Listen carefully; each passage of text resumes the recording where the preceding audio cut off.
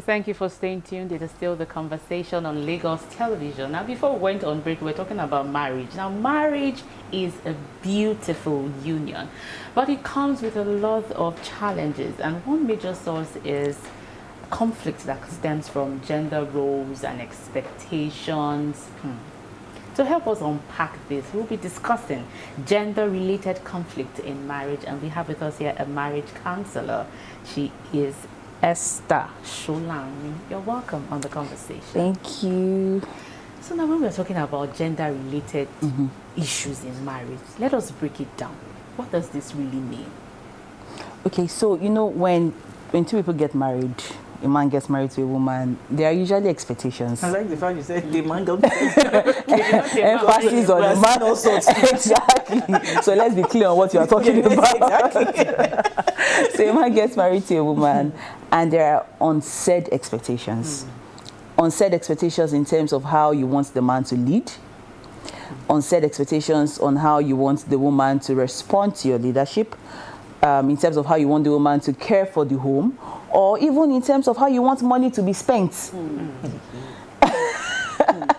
So you then get into the marriage, and the woman realizes she is married to someone who does not know how to lead, because leadership was not modeled to him. And she's upset because now she has to take the role of a leader. Do you see? So naturally it breeds conflict. Or a situation whereby the man expects that the mother he has is the kind of woman that will just stay at home, take care of the children, everybody will be fine. And then he gets married to a career woman who is like, I have to be at TVC by 8. I have to be at LTV by 9. It's a problem. So naturally, this breeds conflict. And because many people don't have these conversations beforehand, they don't have this conversation. So you are talking to a typical career woman, but in your mind, you are saying they play. When we marry, you will see that you are a traditional woman, and she's telling you, I don't like to cook. I don't like to wash. And you're like, no, why would a woman not like to wash? African woman. No, she's an African woman. Why wouldn't you like to wash? And she's like, hello, sir, have you heard of washing machine? It's not expensive at all. You know, or you find conflicts. I remember there was one time growing up, I can't forget this incident because it just sounded funny to me. So this guy comes to meet my mom, and then he goes, my wife, she can't even pack the bed sheets to wash them. It's not fair. She is dirty. I say, wait, two of you are sleeping on the bed. You have an issue with the fact that it is dirty. Now, it is possible that the woman's understanding of dirty is different. You know, so if it's dirty is after 1 month, it is dirty. So if it's dirty is after one day, it must be washed. So imagine that kind of dynamics, and then the guy is angry that can't you see this thing is dirty? And in my head, I'm thinking, if this is so much of a problem to you, can't you just pack it and wash it? So these are the issues. Okay, so just taking it a cue from where you stop. So just in case he doesn't even want to pack to wash, can he pack it off the bed and dump it where the woman can find it to wash? Exactly. Or dump it and go and put it inside the washing, or peradventure there's no washing machine. Just put it where you will wash it. Or just get someone to do the washing. But remove it first. So again, let's go to and I like how you did say that some of those things should be talked about. Yeah. But we assume a lot in this part of the world where we just think that as a woman, did they teach in your house that this is a woman's role? So when you start having kids, and then you hear things like, why should I change the diaper of the baby? I mean, this baby is yours. Excuse me. Is that not our baby? So the power of counseling, the power of knowing before you get into a marriage. So let's just assume that some things are done and dusted with. Some people are married. They cannot unmarry. Yeah. So let's talk to those that are about to get married. How important is it to talk about these things? And not just assume that certain roles are just typically a woman's role. I love that you mentioned counseling, because many people are not even aware of the importance of counseling. Like the kind of No, the kind of counseling that we know. Hey God, the kind of things I see in counseling, you are wondering, wait, you people did not talk about what are you doing? You know, somebody's telling you, oh, we are getting married next month. And then you're asking a fundamental question. And you don't know. You have two completely different ideas. In fact, let's take it back to the idea of marriage. How do you even see marriage? What do you think marriage is supposed to do for you? Okay. Because there are people that get married with the idea that, okay, so when I marry, my partner is going to serve me. They like the whole breakfast in bed, you know. Maybe we should begin to say hello, wake up and start the coffee. Because you are expecting that, but you've never sat down to ask yourself, what am I bringing to the marriage? So if I'm expecting breakfast in bed, in exchange for what? Breakfast in bed. You even kneel down with the breakfast. There are women that have been married for 10, 20, 30 years, and they are still hoping that someday, by some miracle, the husband will just look at them and say, don't worry. No, that will be in another life. No, don't give up. Don't give up. How many years? Don't give up. That kind of miracle. Remain hopeful. That kind of miracle. I saw a video just last night at a wedding reception where a father was talking to the couple and he faced the groom, you know, particularly, and said, to be a husband at home doesn't mean you go out, you come back and you're frowning. You don't have to expect your wife to cook for you all the time. And everybody was laughing. I saw the guy's face. Like, what are you saying? Hello, sir. Yeah. You know. So when we have, you know, that kind of scenario, and you know, when they get home, and the man is, you know, still fighting that the woman should cook, are there rules, you know, specifically for a gender or for the other part of a couple, of the couple, you know? Are there specific rules in a marriage? Okay, so let us backtrack a little. Traditionally, when men would typically go to war or maybe go to farm, Go to war. Yeah, go to war. Yeah, that's why since we are backtracking. Okay, we're backtracking. Okay. or maybe go to farm. It is the woman that keeps the home front, right? She is not necessarily working. Working So she's just at home giving birth to 10 children, and taking care of all and taking 11. care of all of them, providing the food. Yes, no, 11. The man. 11. So the man goes to work, comes home with food produce, right? Yeah. The woman just typically takes up what is brought home and does the cooking. Right. But times have changed. The main issue here is there are many people who want a modern spouse with a traditional mindset.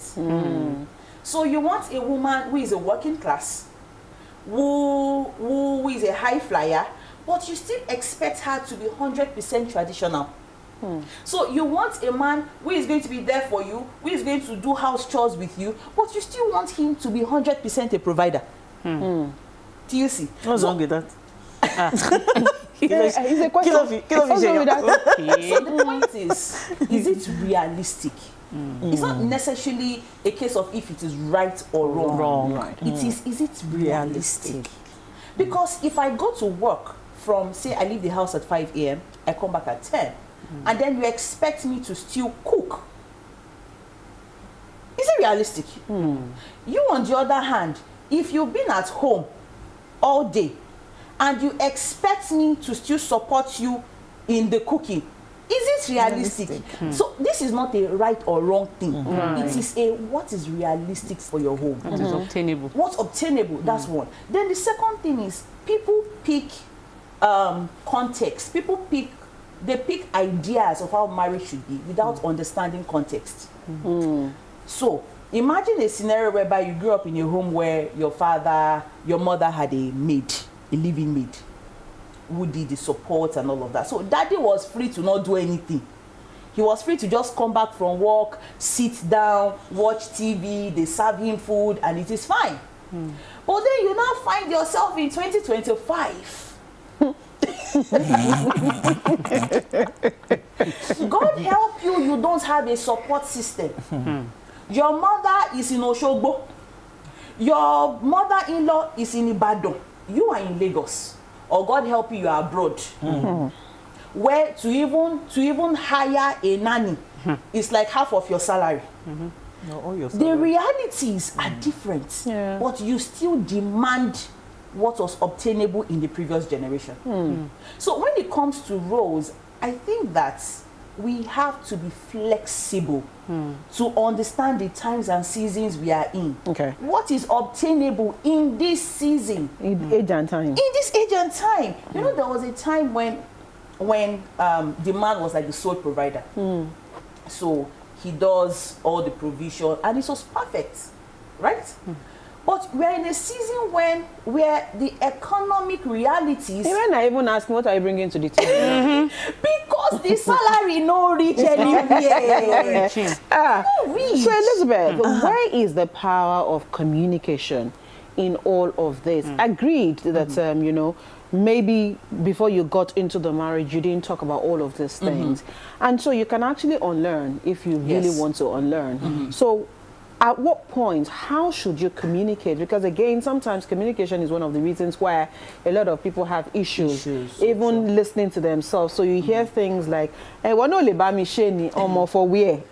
Like, can you even ask politely, or how can you best communicate with one another, especially if it is the woman now that is asking for the help? Because yes, we can multitask, we can do a whole lot of things, but at the same time, it can be a burden on the women. So the power of communication, how can you shift the load? Well, let us hope and pray that you are married to someone that is teachable and flexible. That's another trouble. If you're married to someone that is cast in stone, that says, this was how my father used to serve me my food, they kneel down to serve me. So what are you telling me? He is not going to hear you. But if you're married to someone who understands the dynamics of marriage and understands that at different points we would have to shift grounds. Right. Because that's marriage. You are periodically shifting grounds. So you can then say, see, this is where I am. But you know the problem, many times we don't even know how to say what we want to say. So you have something on your mind, you are attacking the person. It's not like, you are a lazy man, you are this. He's not going to listen. Nothing is going to change. Right. He will keep doing it the way he knows how to do it, because he will get defensive. And when he gets defensive, he shuts down. When he shuts down, you've not gotten anything across. So the question I used to ask is, what exactly are you trying to pass across? How important is this to you? If you remove your emotions from the equation, how best can you communicate to your partner? Many times, in a bid to communicate, we are just venting. You've not said anything. And the anger is widening. Exactly. You are just venting, and then the man is confused. Like, What are you saying? like, I can hear you, But I can't understand. Like, what do you mean by I am not a responsible man? That's what you said, but that's not what you mean. Because in reality, he thinks he's responsible because he's paying the bills. But for you, you feel like you are not responsible because you're not helping us with parenting.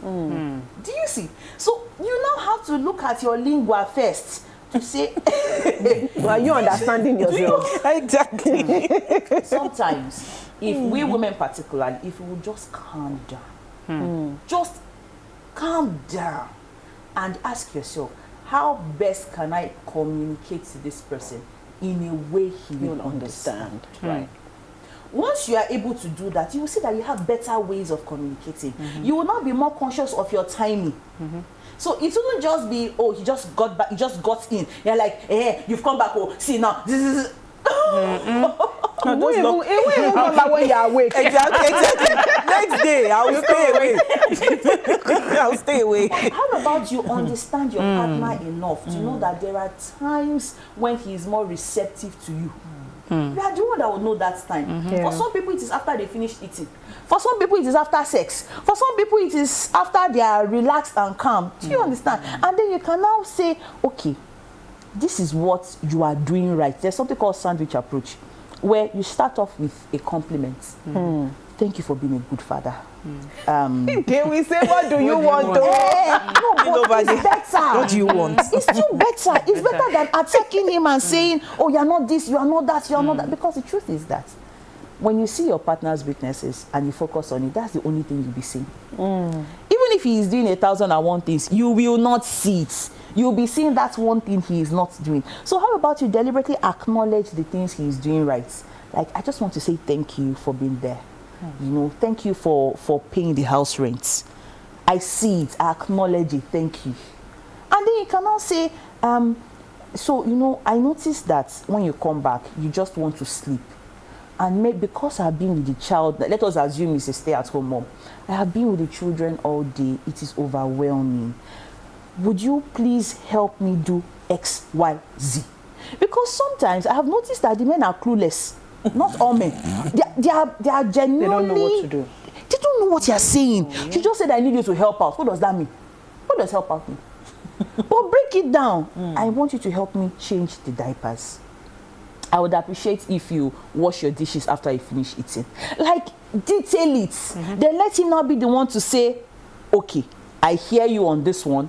This is realistic for me, or this is not. But if you just sum it up and just say, I just need you to be present. He's like, present. I'm always present. I'm always present. What else do you want? I was just the other day. I was remembering when I was telling my husband that I feel like you don't love me the way I want to be loved.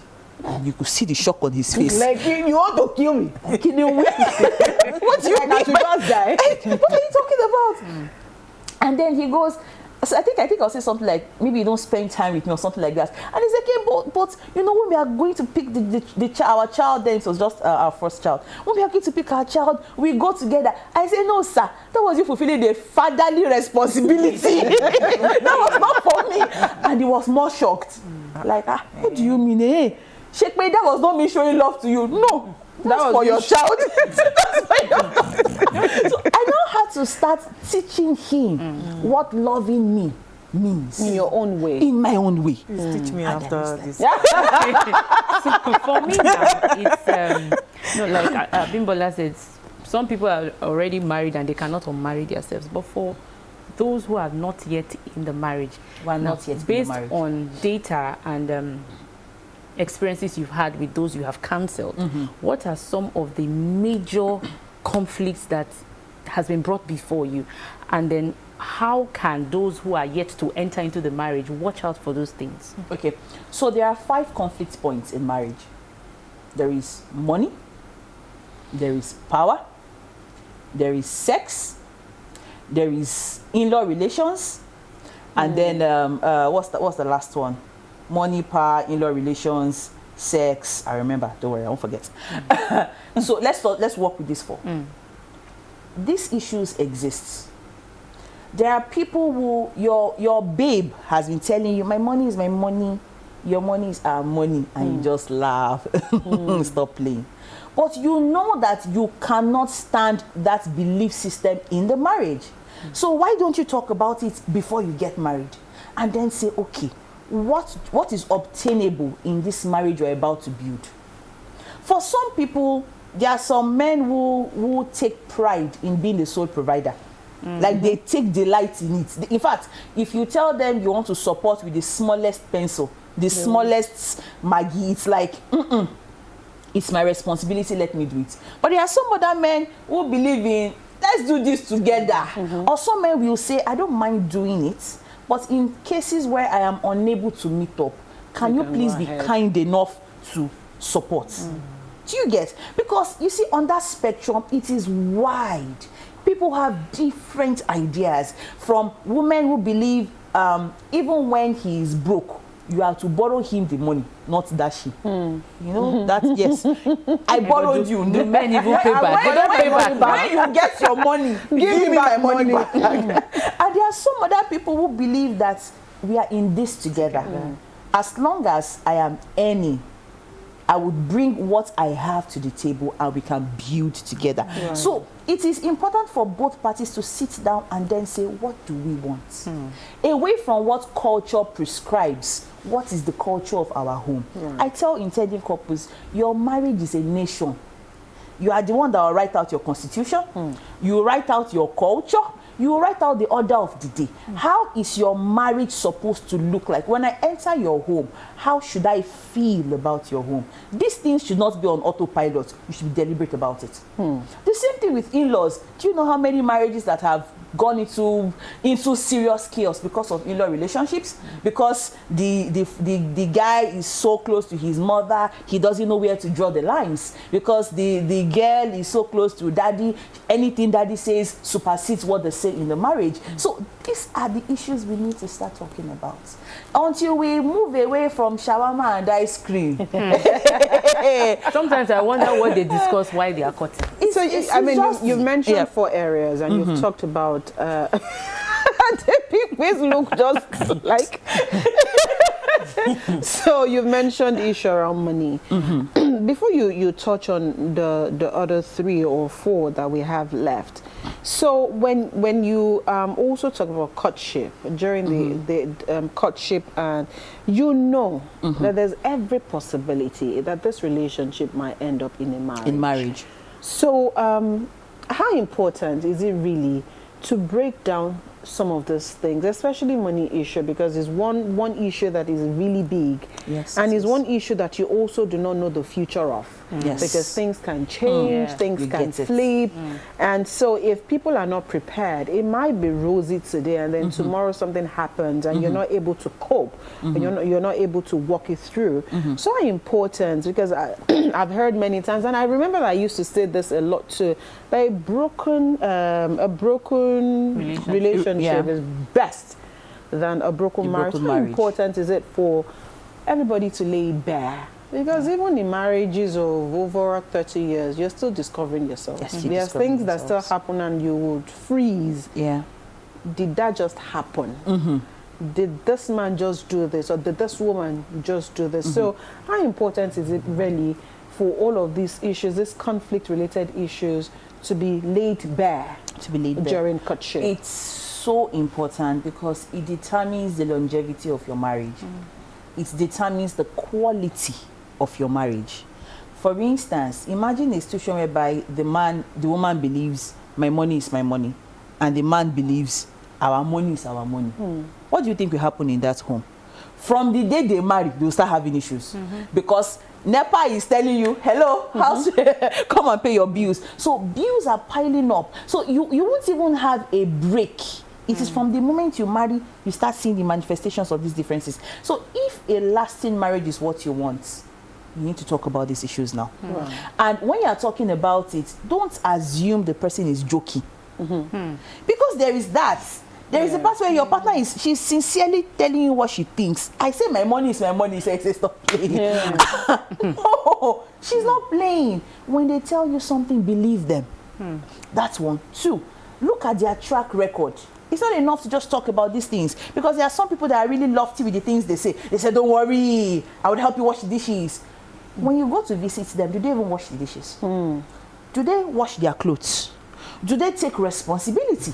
When there is a deadline to a proposal, how do they act on it? If the way they respond when they are single is ultimately how they would respond when they marry. And as a matter of fact, marriage would amplify it. So 1, it's important to talk about it. 2, it is important to look at the person. Look at the person's life. There has to be precedence. If you are telling me that, oh, I will take care of you, I am curious to know how you take care of your parents. Do you understand? If you are telling me that, oh, I am a neatness freak, I am curious to see how your environment is.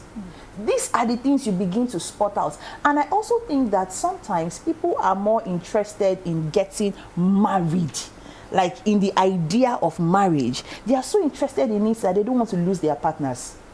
So when they see the real issues, they just sweep it under the carpet. It can't be Because that bad. you want to get married. Because you just want to get married. No, it can't be that bad. She's just playing. Like you said, marriage amplifies every red flag you see. You still haven't touched on the other. Okay, so I had talked about money. I had talked about in-laws, and then Sex. Sex. Even though it's morning, but then you can gloss over it. okay. What? How was that look? Even though it's money, can just Yes. So because it's very important. Yes. sex is also a big deal because people come into marriage with serious sexual expectations. And that's why I ask these questions especially when I take them through premarital counseling. I don't even joke about it.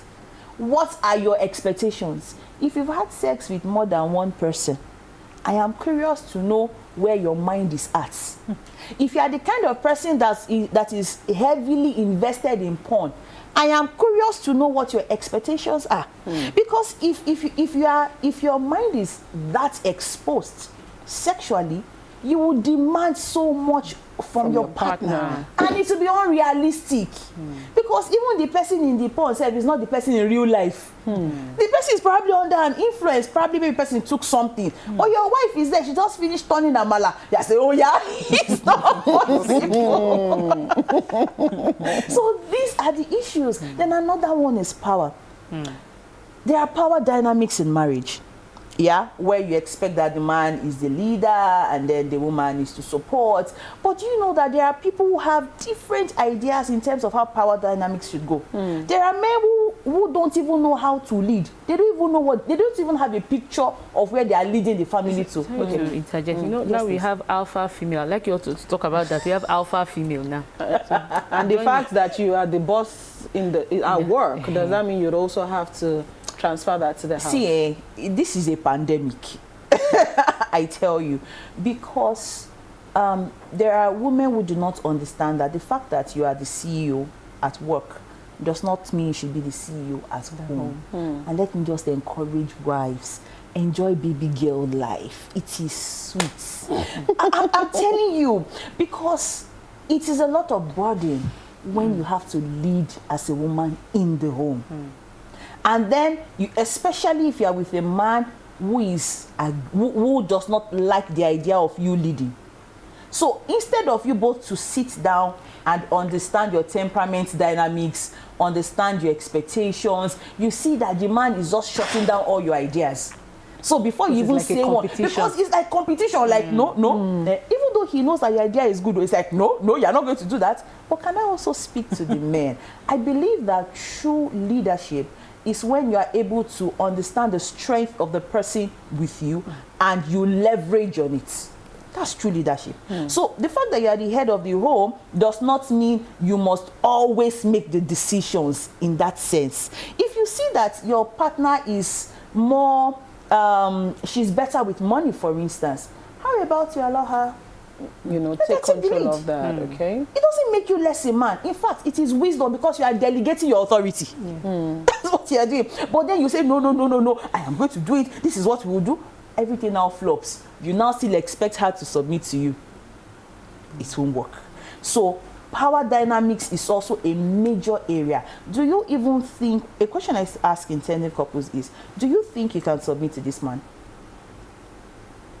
Away from the, oh, I love you, he cares for me, do you genuinely think you can submit to this person? Why can you submit to him? If you do not respect his decisions now that you are not married, what makes you think you respect his decisions when you are married? Do you get? So, and even for married couples, when it comes to decision making, I tell them it is not about who is right. It is about what is right for our home.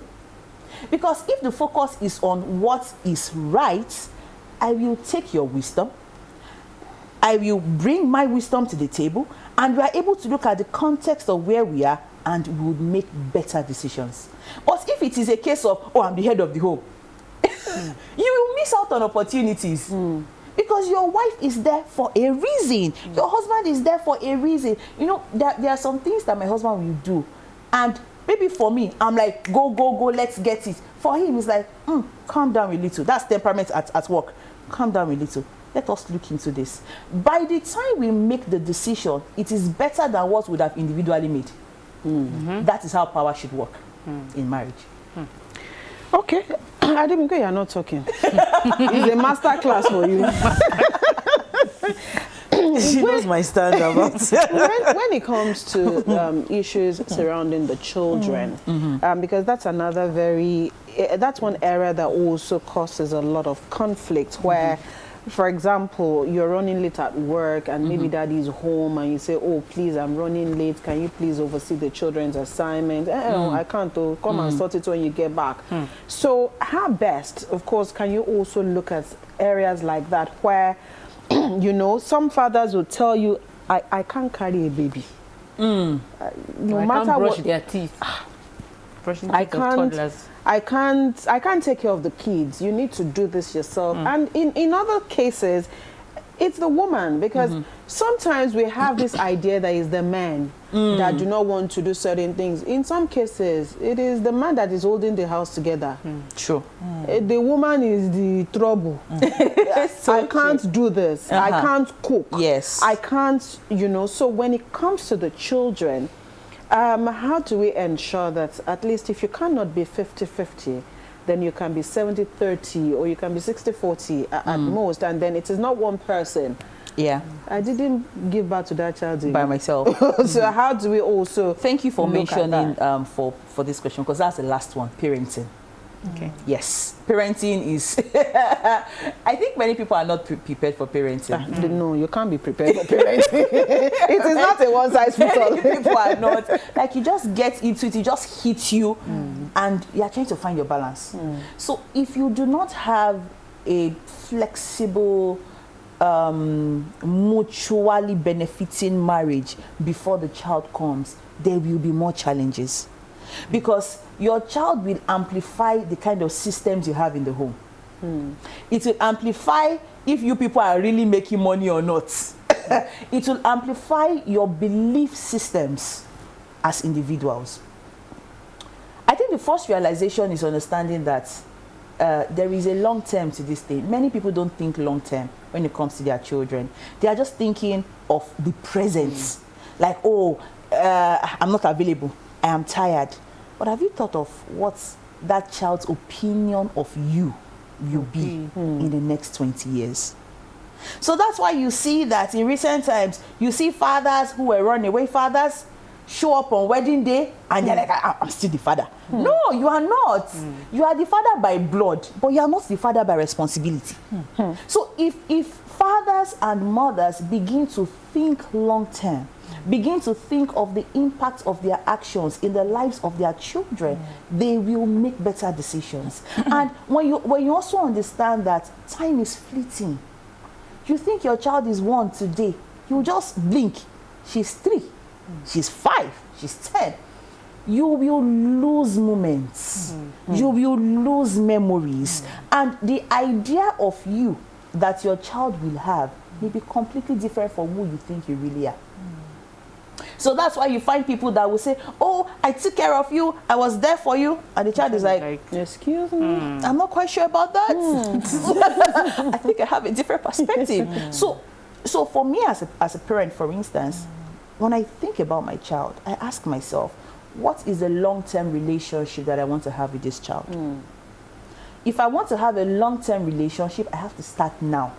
If I want a teenager that can confide in me, I have to start by being the mom that listens to the active ranting of a 3-year-old. right? Yeah. And she's talking about how color blue, you know, I saw a blue monkey. Wow, that's so profound. Really? Because I am giving her a space to be herself. So if we think long term, we will act differently. It's because many times we think the responsibility is supposed to be for one person. So there are men who feel like it's parenting. I mean, that is your forte. That's what you should do As a mother. as a mother. But we carry the child does not mean parenting skills came from heaven. It's not follow come. Everybody has to learn these things. We have to learn it. Yeah. So I think that this type of show is also a good opportunity to educate both genders, the men and the women, to say that parenting is a mutual effort. It's not, it is not for one person. And if you think your child is not watching, you are wrong. Your child is seeing you. Your child is hearing you. Your child's subconscious is taking notes of how you relate with them. Because, you see, again, it's not even just about how they will relate with you when they grow up. It's also about how they would relate with the opposite gender when they grow up. So if they grew up with a father who neglected them, they grew up needing men. They grow up needing men because it's like there is a father void. My father was not there. So anybody that looks like my dad, that can give me that attention, I am ready to pour my attention to that person. So you've successfully created problem for that child. Okay. Okay. What advice, as a marriage counselor, do you give to both genders who model their future partners alongside the type of parents they had? Like, for instance, for a lady who grew up knowing her dad to be hands-on. To be hands-on. To be hands-on. And then a man who was fully raised by the mother, you know. And as women, we are more known to do everything, multitask. You know, you knew your mother to be the one that was even more of the father and also a mother. So for those type of people that model their future spouses around the type of parents they had, and they keep rejecting, you know, a man or a woman who come their way because they do not see those qualities in that man. So what advice do you have for them? Number one, I need you to be self-aware. Because what self-awareness will do to you is to help you understand your realities. Understand why you see life the way you see life. So let's take, for instance, a man who was raised by a single mom. There is already a father figure void in that picture. If I were the man, what I would look for are role models, male role models. Realistic. Real male. That's what I would look for, because I need to see a picture. Many of us are running on pictures that will not serve us. So, and that's why you see that a woman gets into marriage and she's just, for no reason, it's as if she's just critical, she's angry, she's having trust issues. And you're wondering, I didn't do anything to make you distrust me. You are not the issue. The issue is what she saw with her parents. So we have to be self-aware enough to ask ourselves, how has my parents' marriage influenced me as a person? How has it defined my perception of marriage? So when you say something like, men should be the sole providers, for instance, where is that coming from? Again, it's not a case of if it is right or wrong. It's a case of the way you are responding there. It's a case of because I grew up that way. So my dad did everything. And it is fine. It is fine. However, if you are meeting someone, especially for those who are not yet married, if you are meeting someone, it's important to state that expectation. I grew up in an environment where daddy was El Shaddai. Like, he did every single thing. You fit, Abi, you no fit. Have that conversation. If the man feels like, well, it's not an issue, I also grew up in that kind of environment, good for you. But if the man says, I know fit. So then you have to make up your mind whether or not you can leave or adjust. So you would define it if it's a deal breaker issue or not. But the problem is, we know it's a deal breaker issue, we sweep it under the carpet, we get into marriage and then insist on it. When you knew from the onset. When you knew from the onset. Okay. Except if you didn't know. Except if you didn't know, yes. Except if you didn't know. Okay, time is fast spent. We need to wrap up. But before we go this morning, so we've spoken to the conscience of those who are not married. And for those who are married and are going through certain things, you did say that, you know, we can still be hopeful. a miracle can still a miracle can still just be exactly. on Get the them line. to watch this replay. Right. But how important is it to be realistic in every situation and having it at the back of your mind that is working for Adebimpe does not mean it will work that way for me, and it might not work that way for Joy. So how important is it to know that it is your cross? Carry it.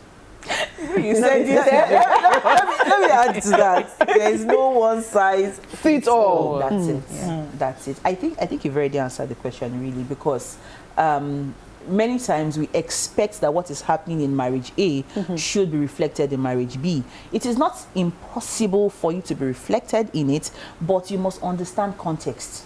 Yeah. You see, context is a very important understanding we must have. For instance, if you were raised in a home where you had family and friends around, you had maybe people from your father's side come live with you, and then maybe you're living abroad, for instance, where it's just you and your partner and your ears.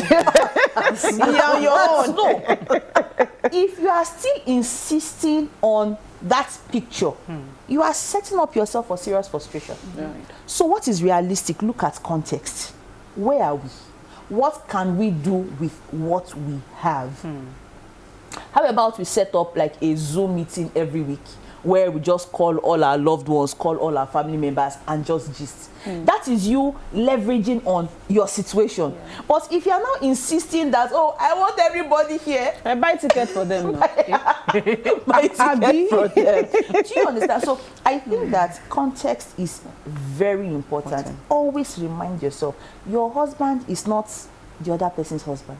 Yeah. Yes, maybe it would have been good if he has the virtues of the other person, but understand that this person has a background. This person has a world view that's maybe completely different from your reality. When you understand that context, you know there are some things you know already, that it is only if it's a miracle that this person will be in this way. Once you are able to accept context, it makes it easy to, one, give your partner grace. That is an allowance to say, I know you are not the picture in my head, but I still accept you as you are. Two, it helps you to focus on their strengths and to acknowledge it.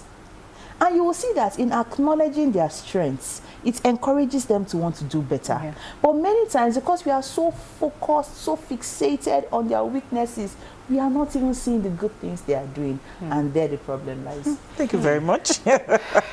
Esther Sholari, our marriage counselor. From what I might take away from all of this is that a good marriage is built on love, trust and understanding, not on gender rules. Thank you very much once again. Thank you. We'll go on a short break. When we come back, the conversation continues.